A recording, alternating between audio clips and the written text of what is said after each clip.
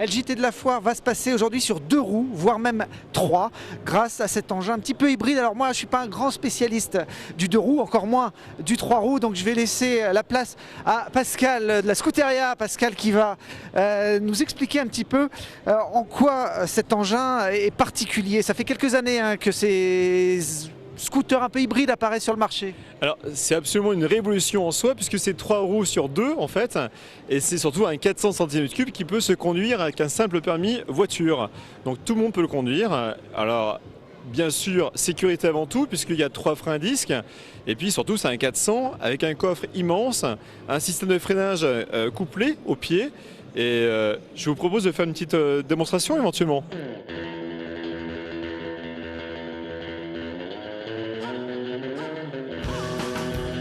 Thibaut, est-ce que tu es prêt à observer le véhicule? On regarde bien les roues du véhicule. Je ne regarde que ça. Allez, vas-y, regarde les roues. Donc les roues se penchent. Et si jamais j'ai un obstacle, le véhicule s'adapte, d'accord? Ça, c'est pas un défaut ce qu'on voit là, la roue dans le vide. C'est pas du tout un défaut, c'est justement de dire que c'est le véhicule qui gère les imperfections de la route, c'est plus le conducteur. Le véhicule, il tient tout seul. Donc regarde. Je suis au garage, le véhicule... Même plus besoin de moi. Non. Un vrai véhicule intelligent finalement. Absolument. Je garde le casque parce que vous allez voir, on va aller du côté de la patinoire. Et oui, on peut patiner à Alpexpo ici. Pas de bonnet, pas d'anorak, pourtant c'est bien des patins à glace que ces marmots font glisser du bout des pieds. Voyons d'un peu plus près, ça a la couleur de la glace, la douceur de la glace, mais ce n'est pas de la glace. C'est du PVC, c'est du PVC tout simplement. Ça fait aussi mal quand on tombe, mais voilà, c'est le même principe. Le principe, c'est de se présenter devant l'hôtesse au sourire rassurant qui vous donne une paire de vrais patins de hockey, s'il vous plaît. Les néophytes se font aider, les habitués se débrouillent et c'est parti pour de joyeuses glissades.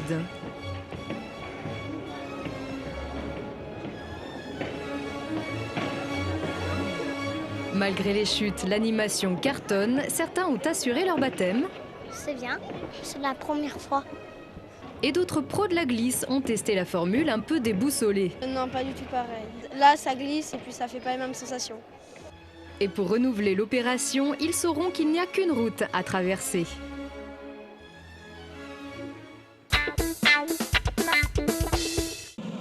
Danser et sauter sur un fil d'acier reste une performance aussi rare que difficile.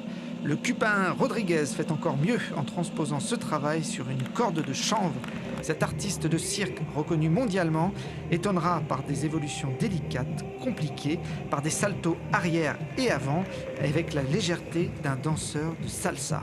À suivre tous les jours à 14h30 sur la foire de Grenoble.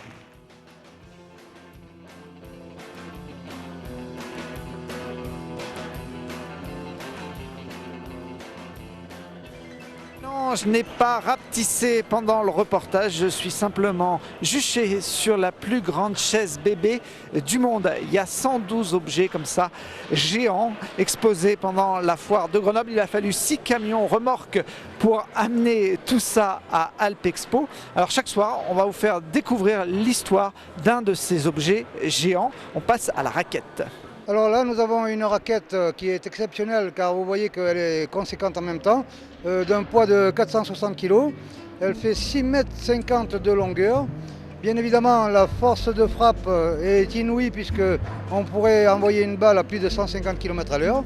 Et en même temps, on a quand même un espace de frappe de 2,60 m de hauteur, ce qui nous permettra de jamais manquer aucun ballon, aucun gonflage possible. Elle a été réalisée, comme vous le voyez, par une fabrication communale de Bellon.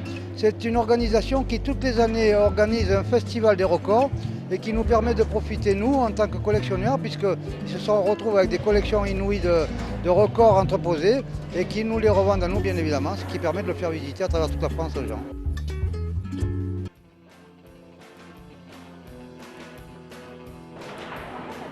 Voilà, c'est la fin de ce JT de la foire. À force de faire de la télévision, j'ai pris la grosse tête. Je ne peux plus rentrer, désolé pour la photo.